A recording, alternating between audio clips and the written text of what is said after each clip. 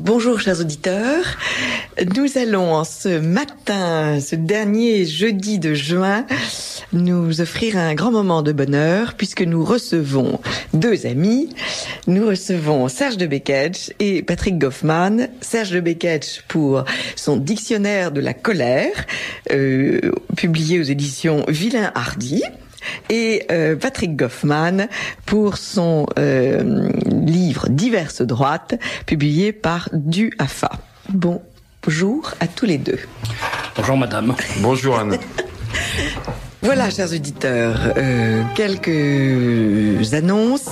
Je n'ai pas emporté les papiers, mais il y a une pièce de théâtre que je suis allée voir d'une amie de la radio, Geneviève Raffin, qui fait une pièce de théâtre qui se joue encore 3 jours de suite, début juillet, rue Théodore Deck.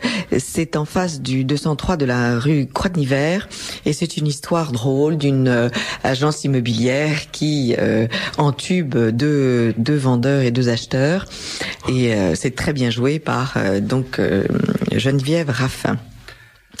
J'ai revu ce western extraordinaire que Marie-Noël Tranchant avait mis en valeur, et c'est Qui a tué Bagger Vance, avec John Wayne, qui est en effet une extraordinaire satire du monde politique, du mensonge politique, puisque c'est l'histoire d'un sénateur qui revient dans sa ville 30 ans après, et on le dit que c'est l'homme qui a tué Bagger Vance, qui a donc délivré la ville d'un fléau. Mais en réalité, on apprend que c'est pas du tout lui. Et la presse a cette phrase extraordinaire, le rédacteur en chef du petit journal, je préfère la légende à la réalité. C'est extraordinaire. Et il y a un autre propos sur la presse. Je dis ça parce que je parle devant 2 hommes de presse. Le petit journaliste qui va se faire tabasser d'ailleurs par le mafieux local, dit « Nous sommes les loups qui aboyons au danger ».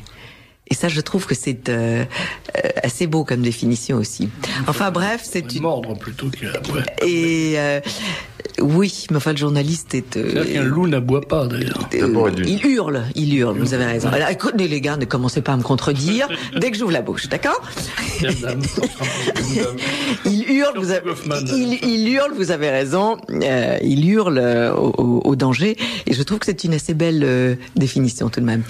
Alors, en tout cas, allez le voir avec vos adolescents, parce qu'il y a matière à discuter pendant des heures sur ce film, et John Wayne est... Elle a une mentalité très ciné-club. Oui, je suis très ciné-club. Mais vous savez, j'ai été formée au cinéma par Pierre Dandré, le patron de Rock, et que on ne se remet pas de cette éducation, et ça vous permet de voir un film avec des yeux très très éveillés, plus ouverts que sans ciné-club. Ça me rappelle un excellent souvenir. Il y a 1 an à peu près, il y avait un film sur les Nouveaux Russes. Je crois que ça s'appelait Les Nouveaux Russes d'ailleurs, qui était sorti dans 4 salles à Paris. Vous en avez parlé ici en ma présence. Je vous ai recopié dans le Libre Journal, et il se trouve que le film a bondi de 4 à 9 salles pendant 2 ou 3 mois. C'est sûrement aussi grâce à ses qualités propres. Enfin. Oui.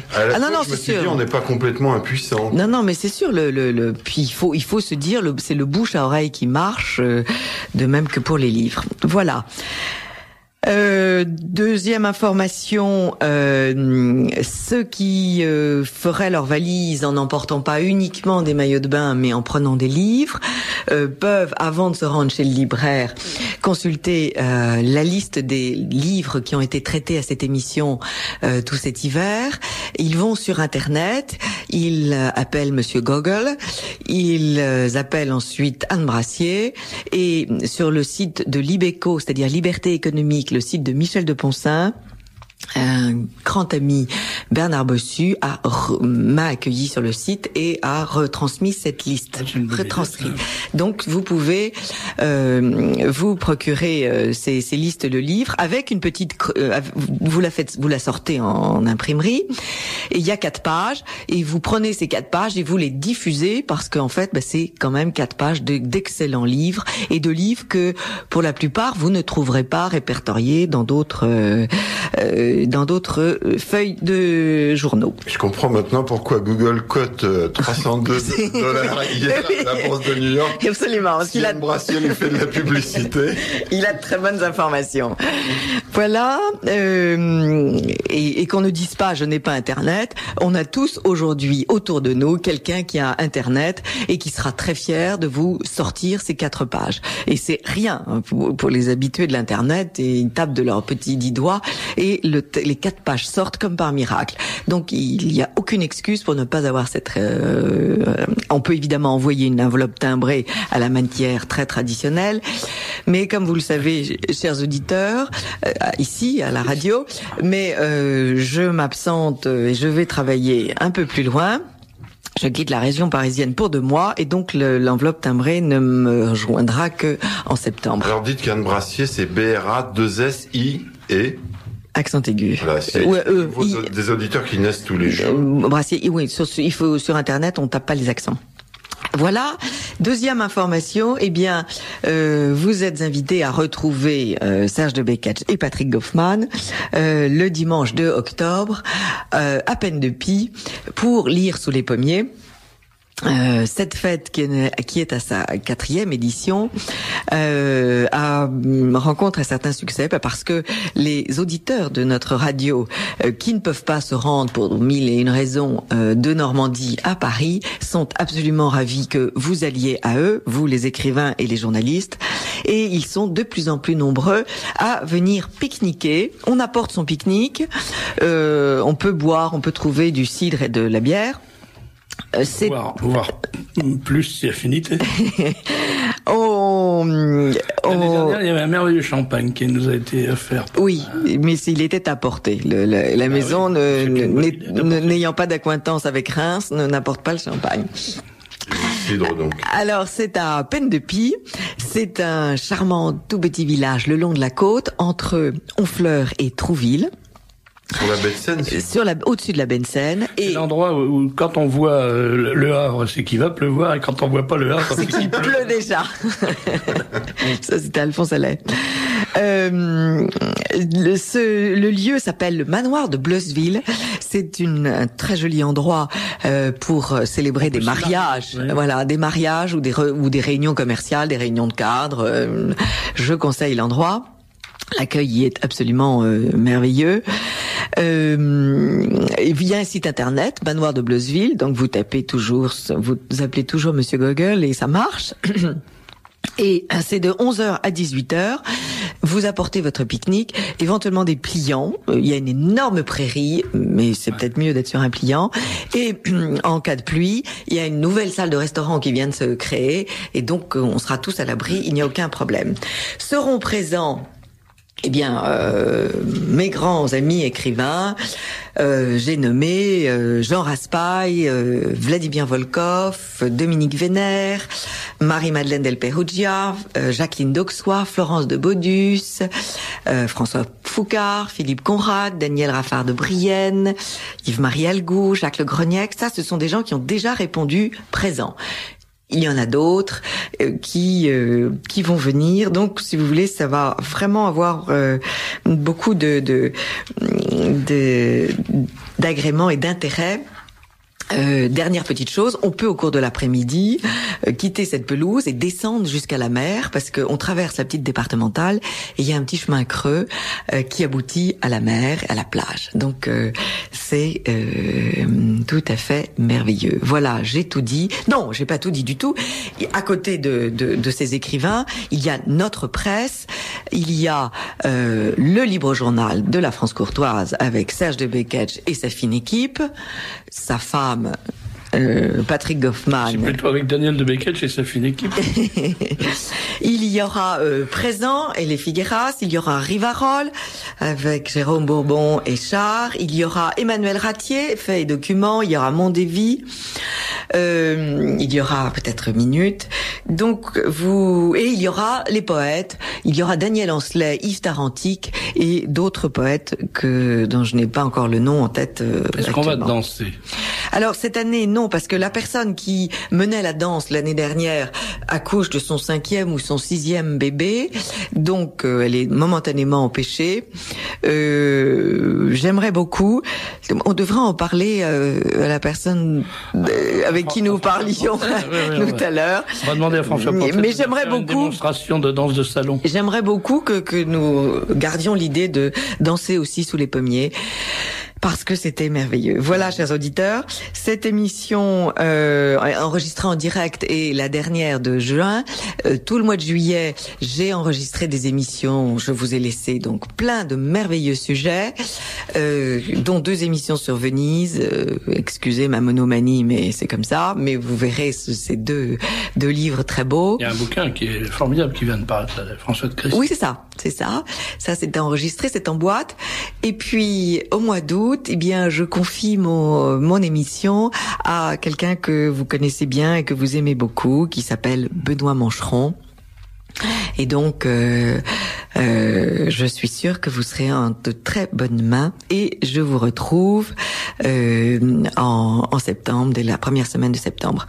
J'ai un jeune ami éditeur qui recherche un local sur Paris, un rez-de-chaussée, une grande pièce ou 2 moins grandes, un rez-de-chaussée parce que quand on travaille dans l'édition, il faut beaucoup monter les livres et donc c'est plus commode. Si certains d'entre vous ont un local à louer, pas évidemment au prix du 8e arrondissement, eh bien merci d'écrire à la radio et à mon nom, et votre proposition sera retransmise. Voilà, chers auditeurs. Vous pourrez peut-être reprendre le local de Flammarion, dont rue Racine, oui. Vous savez que la direction italienne qui a racheté Flammarion déménage dans le 13e.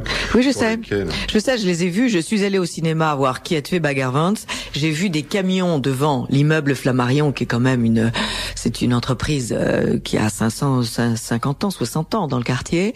Et il était 11h du soir et j'ai dit à mon mari, Flammarion déménage, et le lendemain, j'ai vu la nouvelle. Ben oui, le mètre carré coûte très cher. Les comptables ont calculé qu'ils feraient du beurre avec le mètre carré. Et puis, ça veut dire aussi que la maison d'édition Flammarion ne fait probablement pas autant de blé, de beurre, de tout et de dollars que il voudrait le faire croire. Et ça me fait assez plaisir parce que ça veut dire que on ne fait pas de blé avec l'édition, on en fait avec autre chose, des chaussettes, des parapluies et des bonnets. Mais l'édition, c'est un métier à risque, c'est un métier qui demande des investissements énormes et qui n'est pas un métier de rentabilité. Donc il faut dire que les papetiers italiens qui ont racheté Flammarion il y a 2 ans ont pris un très mauvais départ en pilonnant Jean Dutour et Patrick Goffman. Absolument, ça vous aviez bien dit. Jean Dutour encore on peut comprendre, Patrick Goffman vraiment c'est intolérable. Cette séance informative est terminée. Sostakovitch. Voilà, chers auditeurs. Alors, nous revoilà avec mes 2 compères, Serge de Beketch et Patrick Goffman. Et j'aimerais en introduction citer deux personnes qui sont Didier Bourdon, le célèbre inconnu, et le trio, l'homme du trio Les Inconnus, et puis ADG, qui sont d'ailleurs très bien réunis, je trouve, tous les deux. Didier Bourdon vient de publier une chanson que j'ai reçue sur Internet grâce au bon soin d'un ami, en vidéo d'ailleurs, qui vient de publier une chanson qui s'appelle « On ne peut plus rien dire », une chanson assez marrante, qui décline toutes nos interdictions. Et puis, vous allez entendre, chers auditeurs, ce mois-ci, puisque l'émission est enregistrée, un CD fait par Francis Bergeron et son association des Amis d'Henri Béraud, Et c'est une conférence là avec la voix d'Henri Béraud, un très beau texte un document extraordinaire. Un très beau texte sur Lyon dit par la voix d'Henri Béraud. Et une très belle conférence d'ADG, pleine d'humour, qui commence et qui se termine sur ce thème. Le pamphlétaire est un métier à risque et je vais alerter le gouvernement pour qu'il prenne les mesures pour protéger cette profession comme il protège les pompiers. J'avoue que c'est assez délicieux. Et donc, c'est une profession à risque. On ne peut plus rien dire. Serge, à vous, le dictionnaire de la colère, c'est une anthologie de vos éditos du Libre Journal, avec, parce que vous êtes un esthète, de merveilleuses lettrines. Esthète de l'art, même. De très très belles lettrines en haut de chaque chapitre, puisque c'est un alphabet. A comme arnaque, C comme colère, P comme pègre, et voilà. Donc ça se lit extrêmement facilement. Il y a des chapitres qu'on ne peut pas citer. Et non, il y a des mêmes. Alors, on ne peut plus rien dire. Il a bien raison, notre Didier Bourdon. Oui, il a raison, c'est vrai. On peut plus rien dire si on veut pas prendre les risques qui sont inhérents au fait de dire certaines choses qu'on n'a pas le droit de dire. Ce qui me frappe énormément, c'est que non seulement on ne peut plus rien dire, mais il y a même des choses dont on n'a pas le droit de dire qu'on n'a pas le droit de les dire. Oui, bah oui. C'est quand même fabuleux. À partir du moment où vous dites il est interdit de dire quelque chose, vous attirez l'attention. Donc voilà. Il va falloir interdire plus en amont. C'est ça. Alors on se demande où ils vont arrêter d'ailleurs. Dès le matin, il va falloir qu'on se mette un scotch sur la bouche. Non, on arrive, on est dans le ridicule achevé. C'est absolument n'importe quoi. J'ai un exemple là tout récent, un procureur soviétique en Russie, un procureur a eu l'idée, aussi sotte que grenue, de poursuivre le Talmud, parce qu'effectivement le Talmud contient des textes qui sont politiquement incorrects ou racialement incorrects. Oui. Et donc il a décidé de censurer le Talmud et de le soumettre à la justice. Bon, alors finalement il a fait machine arrière parce que et les talmudistes sont extrêmement choqués par cette agression qu'ils ont qualifiée d'antisémite. Alors, c'est-à-dire que lui, il attaque le Talmud parce que c'est raciste. Oui. Les talmudistes disent, mais c'est antisémite de nous traiter de racistes. Bon. Moi, je regarde ça. Du haut de votre balcon. Ah ben, ça me fait quand même bien rigoler, il faut dire. Mais c'est pas très très nouveau parce qu'il n'y a pas longtemps en France, des talmudistes proposaient de censurer l'Évangile. Et quand dans l'évangile on dit ils se réunirent dans une pièce fermée par peur des Juifs, ça c'est antisémite ou je m'y connais pas. Donc il faut censurer l'évangile. Et on connaît des gens qui ont été condamnés pour avoir écrit que peut-être d'une certaine manière il n'y avait pas que les Romains qui avaient... Alors, c'est une boîte de Pandore en fait cette interdiction, parce que quand on commence ça devient on ne sait pas où ça s'arrête. On ne peut plus rien dire, comme dit Didier Bourdon. Sans aller en Russie, on a essayé de censurer le Coran à Lyon récemment. Oui, par exemple, moi j'ai fait un édito dans le dernier numéro là, du Libre Journal sur l'histoire de l'imam Bouziane. Oui. On interroge Bouziane sur le Coran. Ça c'est intéressant parce que ça montre bien comment fonctionne ce système de censure. Bouziane, rappelez-le. L'imam Bouziane, donc il est interviewé par Lyon Magazine qui lui dit qu'est-ce que vous pensez de la lapidation de la femme adultère. Oui. Alors il a dû répondre quelque chose. Moi ça me gêne pas tant que je suis pas derrière. En gros c'est ça. Mais il a dit je suis plutôt le Coran est pour. Le Coran l'autorise. Bon. La justice attaque l'imam Bouziane, attaque Lyon Magazine. Pourquoi ils attaquent Lyon Magazine? Parce que c'est l'auteur du délit. L'éditeur est l'auteur du délit. Bouziane n'est que complice par fourniture de moyens. Donc on attaque Lyon Magazine, on attaque l'imam. C'est totalement idiot. Et on l'attaque pour incitation à des comportements agressifs ou je ne sais quoi. C'est totalement idiot. Parce qu'il est évident que dit l'imam Bouziane? Il dit, on lui pose la question. Est-ce que le Coran il dit oui, le Coran. Bon. Bien sûr, oui.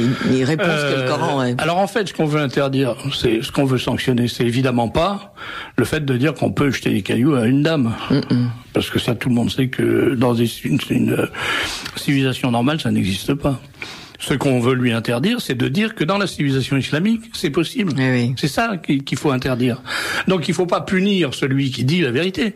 Il faut punir celui qui fait découvrir le mensonge de l'autre. Parce que depuis des années, on nous dit, attendez, l'islam, c'est pas du tout ce que vous racontez. Il y a un islam de tolérance, de paix, d'amour, de charité. Bon, voilà.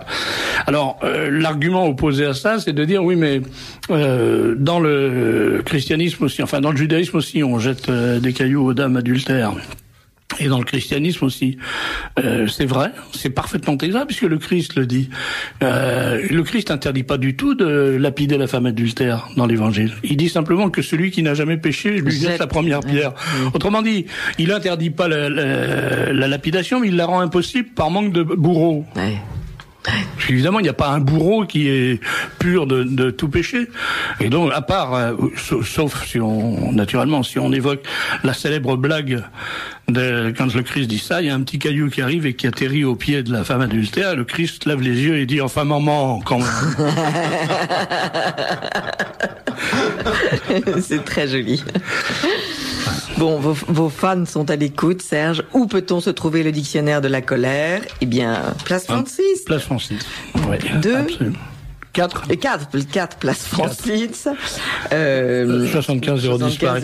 Et le chèque est à faire à l'ordre de, je le précise parce que c'est pour pas mélanger les trésoreries, c'est très compliqué, donc le chèque est à faire à mon nom. Moi, je vais donner le montant du chèque, vous m'en voudrez pas, hein. C'est 25 € plus 5 de port. Voilà. Donc, à l'ordre de Serge de Beketch, 4 place Francis, 75 010. Alors, j'espère que je serai pas poursuivi pour faire payer, pour obliger à acheter, à payer du port en même temps qu'on achète mon journal, puisque, voilà, on tient une chose encore extraordinaire à propos d'interdit. Des jeunes identitaires décident de faire une distribution de soupe pour les pauvres. Oui. Et eux, ils décident de faire la soupe aux cochons. Le préfet a fait interdire les distributions de soupe aux cochons. Pourquoi? Parce que c'est du racisme de faire la soupe aux cochons, puisque ça suppose que les musulmans ne pourront pas manger la soupe. Seulement, l'islam, c'est pas une race. Tout ça, on est dans la confusion la plus totale. On est dans un système nominaliste. Et ce qui est intéressant, c'est que on va à l'absurdité complète. C'est en dehors de tout problème moral, tolérance, liberté. Enfin, on peut les valeurs, on peut les décliner. Le problème, c'est que la communication, la conversation ne va plus être possible. On va dans le mur de quel côté qu'on se tourne. On ne va plus pouvoir rien dire. Et je crois que c'est l'objectif final. C'est rationnellement, c'est ça que je voudrais montrer. C'est qu'on ne peut plus parler qu'en mensonge. Et s'il y a que du mensonge, on ne peut plus communiquer. Mais on a un différend avec Goff depuis longtemps, parce que moi je suis très sensible à la théorie du complot. Je pense que rien ne se fait par hasard. Lui, il croit pas à ça. Mais bon, c'est pas le lieu d'en discuter. Mais moi, je pense qu'il y a. Vous rapproche de Jean Ferré. Jean Ferré pense aussi ça. Je pense qu'il y a une volonté méchante. Oui, mais il n'y a pas que ça. Il y a je suis absolument convaincu qu'il y a des gens qui ont fait qui ont bâti une stratégie de destruction d'un système, du système qui est né du christianisme. Car la civilisation occidentale, elle est chrétienne, point à la ligne. Elle n'est pas judéo-chrétienne, ça n'a aucun sens. Elle est chrétienne, voilà. Bon, donc il faut détruire cette. Comment la détruire? Elle est fondée sur une philosophie, une attitude en face de l'existence, qui est l'attitude aristotélicienne en gros. Hein. Bon, pour simplifier, notamment le principe de non-contradiction, le principe du tiers exclu, des choses comme ça. Bien. Si on arrive à ébranler ces principes, ce qu'on fait très facilement en fait, on rend toute pensée cohérente impossible. Et alors, je citais tout à l'heure en micro ce que j'entendais ce matin sur Europe 1, qui me laisse pantois. On nous explique que la grande responsable de l'épidémie, la pandémie de sida en Afrique, c'est l'Église catholique. Ah oui, ça c'est. Alors, pourquoi? Parce que le pape interdit le port du préservatif. D'accord, très bien. Jusque-là, c'est parfaitement clair, même moi, j'arrive à comprendre. Et alors, on nous dit d'ailleurs, la preuve, c'est qu'on voit de plus en plus de jeunes prêtres africains contaminés par le sida et qui meurent dans d'atroces souffrances physiques et morales. Bien. Alors, si on va jusqu'au bout de ce raisonnement, qu'est-ce qui nous explique ces gens? Le gars qui nous disait ça ce matin, il nous dit, voyez, les prêtres africains qui ne respecte pas l'interdit sur l'adultère, puisqu'il couche avec des femmes, voire pire, si affinité. En revanche... Leur vœu de chasteté, surtout. Non, ils font pas un prêtre ne fait pas de vœu de chasteté. Il fait un vœu de célibat. C'est pas du tout la même chose. Non, ce sont les moines qui font vœu de chasteté. C'est plus réaliste. Les prêtres séculaires, oui, bien sûr, c'est pas folle. Oui. Hein, bon, c'est pas en plus qui peut se permettre de juger. Enfin, c'est pas tellement la question, mais eux disent le prêtre qui donc ne respecte pas l'obligation de chasteté, non pas le vœu, mais l'obligation de chasteté ou la discipline de chasteté. En revanche, alors il est très très très respectueux de l'interdit sur le préservatif. Mais à qui on va faire croire ça? Eh ben, on le fait croire aux Français parce que on leur a bloqué l'intelligence. C'est des trucs, l'argument vu à la télé, entendu à la radio, lu dans le journal. Je l'ai lu dans le journal. C'est forcément vrai. J'en ai entendu causer à la radio. Alors le moment est venu comme d'habitude dans cette émission, de donner la parole à votre prose, Serge, qui est celle d'un vrai pamphlétaire, avec un rythme, avec une puissance, avec une... J'ai envie de vous demander non, d'abord je vais lire. Eux comme Educnat, sous-titré « Une machine à fabriquer des mégots ». Puisque l'on veut imposer la normalisation européenne, pourquoi ne pas commencer par l'enseignement ? Les enseignants français sont les seuls à être recrutés par des concours nationaux. Dans le reste de l'Europe, les enseignants sont recrutés au niveau régional par des chefs d'établissement sur diplôme et certificat d'aptitude pédagogique après un entretien de motivation. Ils peuvent à tout moment être congédiés. En France, les enseignants recrutés sur diplôme au niveau national sont invidables, sauf motif politique. Ils ont 4 mois de vacances, sans compter les congés intermédiaires en mai et juin. Dans le reste de l'Europe, moitié moins. En France, dans l'enseignement secondaire, les cours s'arrêtent pratiquement début juin sous prétexte de permettre aux élèves de réviser et à l'administration d'organiser matériellement le baccalauréat. En Europe, le contrôle continu oblige les enseignants à travailler jusqu'à la fin de l'année. En France, on compte un enseignant pour moins de 10 lycéens et un enseignant pour moins de 12 collégiens. C'est un record mondial. En France, les surveillants, conseillers, pédagogues, ça continue. Le dogmatisme égalite, cette spécialité bien française de notre système éducatif coûte plus cher pour un service moins satisfaisant. L'infirmerie sert chez nous surtout à sécher les cours ou à pousser les élèves à une activité sexuelle précoce en distribuant hors du contrôle parental des préservatifs et abortifs. Le dogmatisme égalitariste transforme de fait des différences innées en inégalités sociales pour la vie. L'enseignement tel qu'il est conçu aujourd'hui déprécie tout ce qui n'est pas scolaire. Il minimise la culture technique et dévalorise l'apprentissage. Il enseigne le mépris du travail manuel, donc de l'ouvrier et de l'artisan. Il produit des idéologues abstraits et des diplômés sans expérience pratique. Et à quel prix pour la collectivité ? Les dépenses sont devenues si opaques avec la déconcentration que personne n'est en mesure de chiffrer le véritable coût de l'éducation.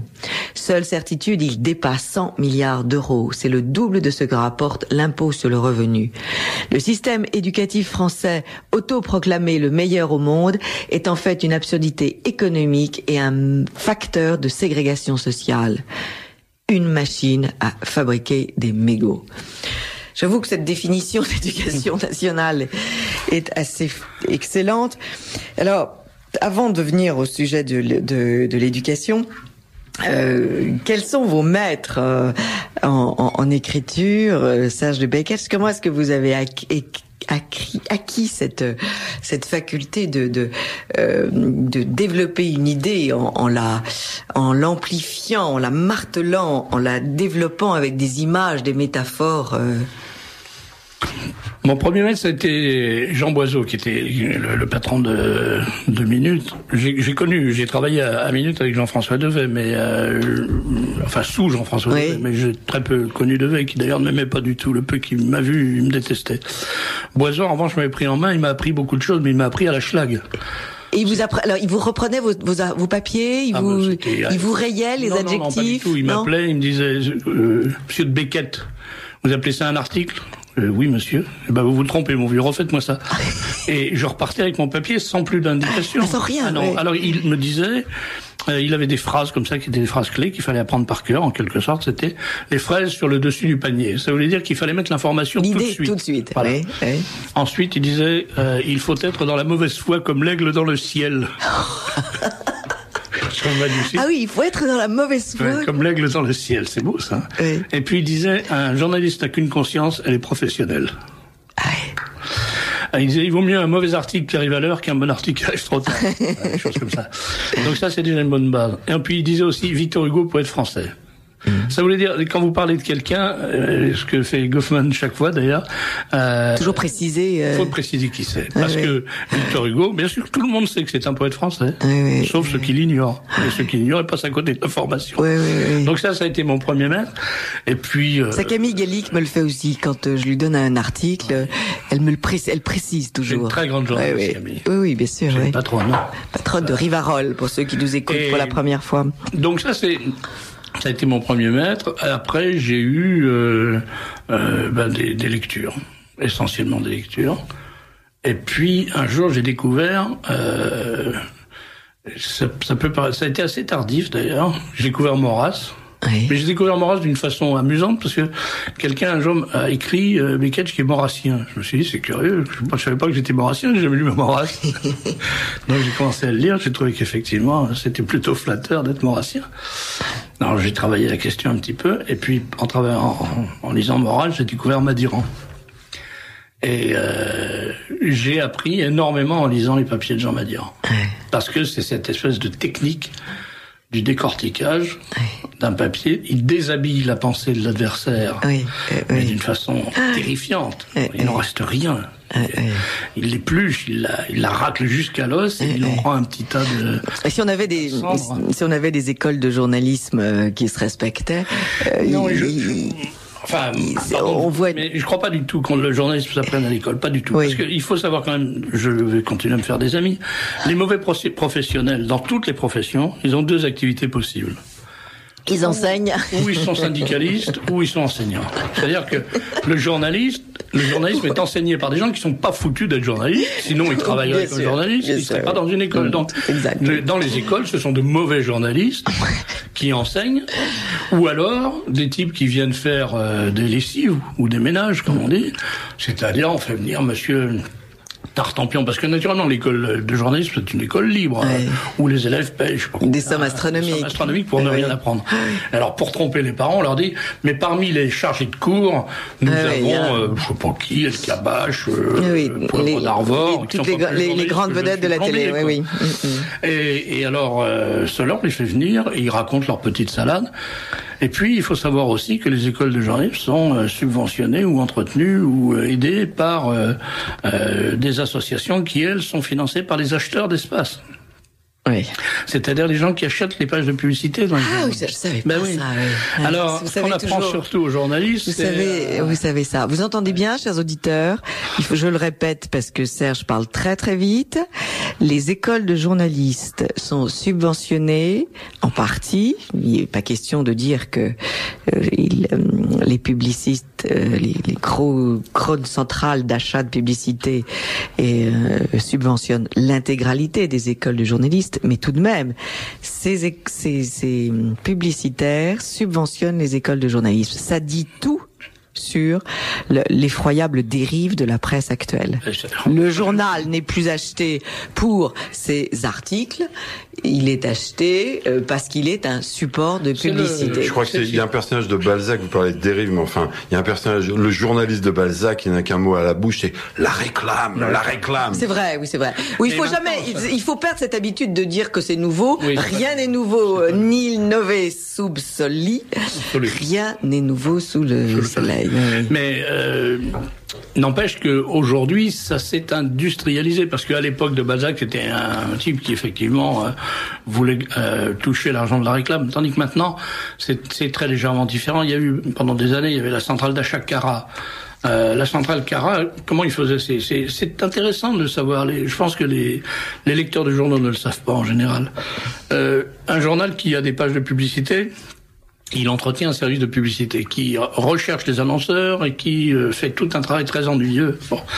Et c'est très difficile à gérer financièrement. Donc, Ce journal, qu'est-ce qu'il fait? Supposez qu'un journal vende sa page de publicité 10 000 francs et qu'il sache qu'il va faire il a besoin pour son financement je dis n'importe quel chiffre, 10 pages par numéro. Donc tous les numéros, il y a 100 000 francs de publicité. Il a besoin de 100 000 francs de publicité. Alors, ici, il sort tous les mois, par exemple, ça fait 12 fois 100 000, ça fait 1 200 000, c'est ça, je dis pas de bêtises. Et puis, il va y avoir une centrale d'achat qui va venir le voir en lui disant, écoutez, moi, je vous propose de vous acheter toute votre pub, j'achète toutes vos pages. Oui. Et je me charge de les remplir. Et je vous les achète. Un intermédiaire. Je vous les achète 1 million. Bien sûr. Oui. Mais vous êtes garanti pendant toute l'année, vous n'avez plus aucun souci, vous faites l'économie de vos services de publicité. Oui. Vous faites l'économie du service de gestion, vous faites toutes les économies. Nous, à la fin du mois, maintenant, je vous fais un chèque d'1 million. Voilà. Et puis la publicité, c'est à moi. Alors le gars accepte, le directeur du journal accepte en disant je suis celui-là, j'ai vire son service pub, etc. Et puis il s'occupe plus de rien. Il a les annonceurs. Et tout passe très bien. Et puis la deuxième année, alors que fait lui, le gars de la centrale d'achat? Il va voir les annonceurs en leur disant la page que vous payiez 10 000 francs, moi je vous la laisse à 9 000 francs. Autrement dit, vous économisez 10%. C'est tout bénef. Bon. Bien. La première année, il va perdre de l'argent. La deuxième année, il va perdre un peu moins d'argent parce qu'il va aller voir le directeur du journal en lui disant, vous savez, cette année, il faudrait renouveler le contrat, mais moi, je peux pas, les conditions qu'on a fait l'année dernière, votre journal n'est pas très à la hauteur, donc je peux pas vous payer ce que je vous ai payé l'année dernière. Il faut réduire les prix. Alors, le directeur du journal va lui dire, non, moi, je peux pas, vous comprenez. Ah, monsieur, pas de problème, si vous pouvez pas, c'est pas grave, on va aller voir quelqu'un d'autre. Vous reprenez votre gestion publicitaire. Le gars est obligé de reconstituer un bureau de vente de pub. Non, il peut pas. Donc, il cède. Et là commence la grande valse. C'est-à-dire que l'annonceur, plutôt l'acheteur d'espace, lui dit, dites-moi, il va dominer le rédacteur en chef. À vendre à Citroën. Et il se trouve que j'ai appris que vous alliez faire un papier pour dénoncer le dernier modèle de Citroën qui est pas de très bonne qualité. C'est embêtant parce que moi, c'est pas possible. Je peux pas les vendre à ce moment-là, vous comprenez?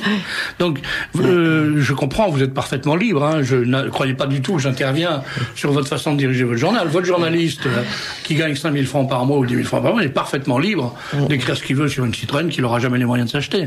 Mais, il faut que vous sachiez que dans ce cas-là, vous perdez le contrat. Et voilà comment il y a des dominants et des dominés, voilà. Et que ça fait mal pour un journaliste d'être dominé. Et après, ces gens-là vous donnent des leçons de liberté. Ils vous disent, nous sommes des journalistes libres, nous ne craignons pas de dire, mais enfin, vous foutez du monde, non? Serge Debecquet, je disais en commençant que les lecteurs de journaux ne soupçonnaient pas cela. Si, et la preuve, c'est qu'ils votent avec leurs pieds. On peut consulter les chiffres de diffusion, par exemple, du Monde et de Libération. Oui, c'est moins 8% de pertes en un an pour le Monde. Je crois que c'est 6 ou 7%. Mais par mois, ces derniers mois, je veux dire, Libération est en chute libre. Ce que j'aime beaucoup chez Patrick Goffman, c'est sa précision. Il y a la thèse qui est énoncée par Serge, et puis vous avez les précisions qui tombent par Patrick, et c'est extrêmement efficace. Je suis chargé de la revue de presse dans le Libre Journal, et donc je me procure ces chiffres pour les donner à nos lecteurs, parce que c'est quand même intéressant de savoir que Libération a perdu 7% en un mois, au moment où il est renfloué par Rothschild. Alors quand j'ai fini de pleurer, je note ça dans la revue de presse. Non, mais moi j'ai lu dans un train Le Monde de ma voisine, le journal Le Monde de ma voisine, et j'ai été surprise. Je me suis dit, mais ils ont mis beaucoup d'eau dans leur vin. Ça me semblait, on avait l'air j'avais l'impression que vraiment ils s'étaient un peu rabotés. Ils avaient compris qu'il y avait des bêtises qu'ils ne pouvaient plus dire. Vous me permettez de raconter une petite anecdote qui se passe à l'intérieur du Monde et qui complète bien ce que vient d'expliquer Serge Debecquet. Supposons donc par exemple qu'on leur apporte un scoop, et comment et pourquoi ils le mettent à la poubelle. Il y a une quinzaine d'années, il y a un film qui s'appelle Le Bûcher des Vanités, d'après un roman américain qui est sorti. Et par le plus grand des hasards, j'ai été recruté comme cobaye pour participer à ce qu'on appelle une sneak preview, c'est-à-dire une pré-projection furtive, parce que les Américains sont tellement commerçants qu'ils projettent leurs films en avance à un panel de spectateurs, ils refont le montage en fonction des réactions qui sont consignées sur un questionnaire. Et je suis pas assez dynamique. C'est une vision du 7e art qui n'est pas tout à fait la nôtre, ni celle des cinéastes italiens. Je suis pas assez dynamique donc pour avoir couru au Monde pour leur proposer ce scoop. C'était la première fois que ça arrivait en France. C'est quand même extraordinaire.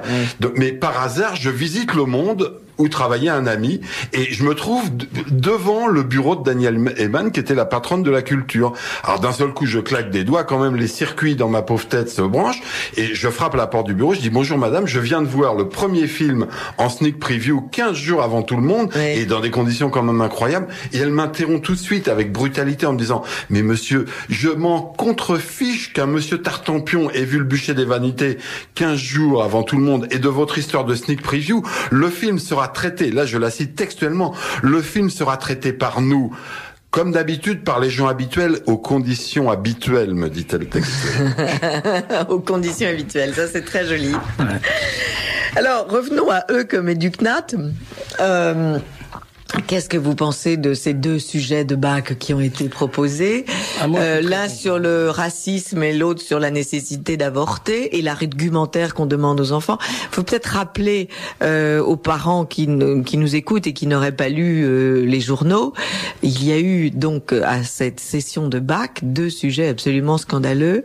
L'un sur pour dire que la France était vraiment une jeune Africaine qui écrit à ses parents pour dire que vraiment la France est très très raciste, et l'autre, le sujet, c'était faites un argumentaire en faveur de l'avortement, ce qui dans les deux cas n'a strictement rien de littéraire. Rappelons-le, c'était des bacs littéraires, et la littérature, jusqu'à preuve du contraire, ça signifie quelque chose. Ça signifie la prose et la poésie dans leur excellence. Ça ne signifie rien d'autre. Ouais. Mais moi, je suis pas du tout de l'avis de mes mes camarades. C'est bon pour nous. C'est excellent. Pourquoi? Vous savez, il y a une chose qu'on apprend, qu'on apprenait, je sais pas si on apprend toujours, mais qu'on apprenait en médecine, c'est que la douleur, c'est utile. C'est un signal, oui. Si on n'avait pas de douleur, on mourrait très vite d'accidents épouvantables. On continuerait à courir avec une jambe cassée.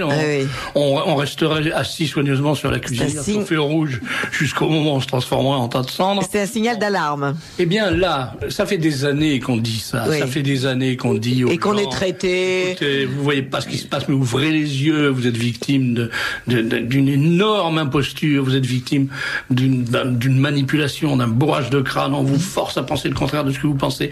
Vous êtes comme tout le monde, tous ulcérés, non pas par l'espèce de normalisation et de provocation permanente à considérer que c'est un comportement normatif. Bon, eh bien, c'est pas par hasard qu'on vous fait ça, c'est pour vous châtrer.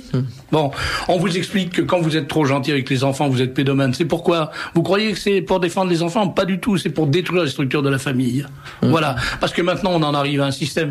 Renseignez-vous auprès des avocates et des magistrates qui s'occupent du divorce. Vous verrez que le nombre inimaginable de femmes qui dénoncent leur mari pour obtenir le divorce à leur compte, qui dénoncent le comportement pédomane de leur mari. C'est une technique américaine. Moi, je lis beaucoup de livres américains pour des raisons professionnelles, et j'ai vu ça dans les livres américains déjà depuis 15 ans. Ça fait des années. Très élégant, ça aussi. On veut obtenir une pension, et on dit que son mari est pédé. C'est monstrueux. Et c'est très élégant. Et ça fait des années que ça dure. Ça fait des années qu'on prévient les gens, parce qu'on est tout simplement, on ne sait pas qu'on est plus intelligent ni plus lucide, simplement qu'on a que ça à foutre d'observer ce qui se passe. C'est notre métier.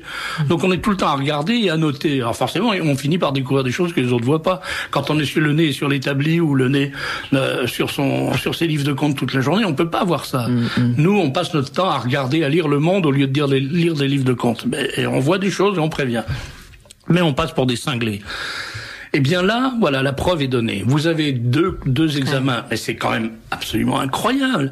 Deux épreuves qui consistent à dire tout simplement, si vous n'êtes pas dans le cadre de la pensée obligatoire, vous n'aurez pas votre examen. Vous aurez 0, oui. Voilà.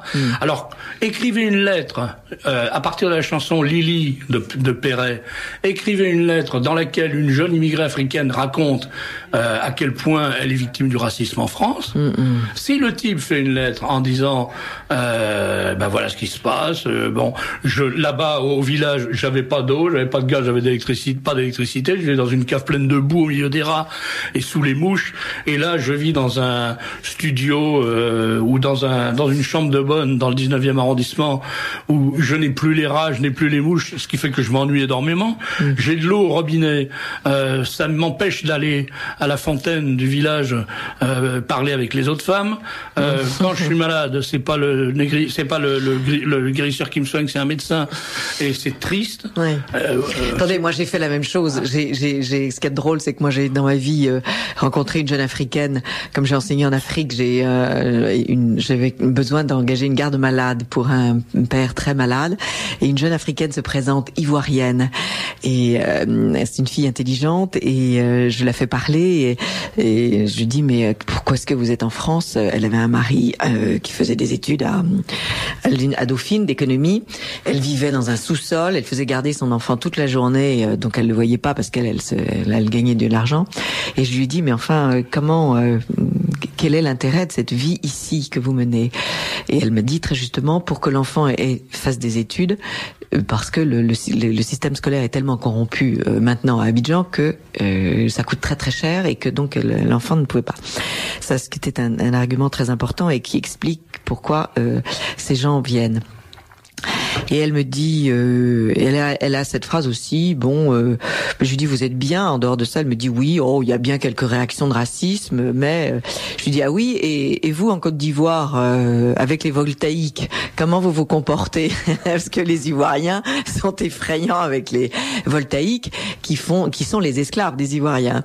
Et j'ai vu des scènes absolument étonnantes dans les plantations. Ils sont traités comme de la chair à canon. Et elle me répond en riant, oui, c'est ce que j'ai écrit à mon père. J'ai dit ici, on est les voltaïques de la Côte d'Ivoire. C'est quand même étonnant parce que je veux dire une chose qui va choquer, mais le racisme, c'est vraiment une donnée fondamentale du comportement humain. C'est normal d'être raciste. Ce qui est pas normal. Ça va pas choquer, Serge, parce que Yannick Noël a dit avant vous.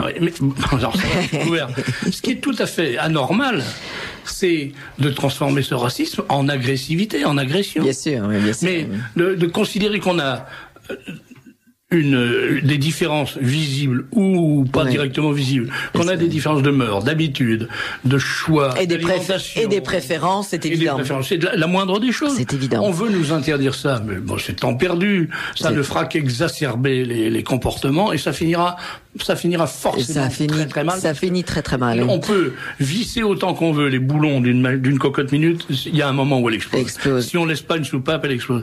Et alors pour l'histoire de l'avortement, c'est la même chose. On dit à ces gosses expliquer les avantages de la légalisation de l'interruption volontaire de grossesse. Bon, d'abord on leur apprend un langage de taré. Interruption, c'est pas une interruption. Une interruption, c'est quelque chose qui peut c'est l'interruption, c'est l'arrêt momentané d'un processus. Et là, l'arrêt n'est pas momentané. C'est pas momentané. Bon, donc là, il y a une trahison de la mission de l'éducation nationale qui est totale. Mais ce que je dis ne tient pas debout en réalité, parce que il ne devrait pas y avoir d'éducation nationale. Ça ne devrait pas exister. L'éducation devrait être essentiellement une activité dévolue à la sphère du privé.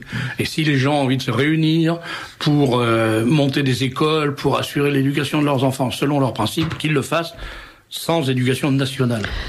Absolument. Et vous, Patrick Goffman, dans vos billets, quelle est votre technique comment est-ce que vous fonctionnez? C'est cruel de poser cette question-là sans avertissement, parce que... Diverses droites, publié chez Du Alpha, 23 € Franco de Port, et Du Alpha, c'est boîte postale 58 77 522 Coulommiers, Cedex. Merci. Et là aussi, il y a un site sur Internet, consultez-le, parce que Du Alpha publie beaucoup d'excellentes choses. On trouve même mon chef-d'œuvre sur Fnac.com, à ma grande stupeur et à ma grande joie. En effet, Diverses droites, c'est comme son nom l'indique un peu, c'est un recueil de chroniques qui sont parues dans Le Français, le quotidien Le Français, regretté Oui.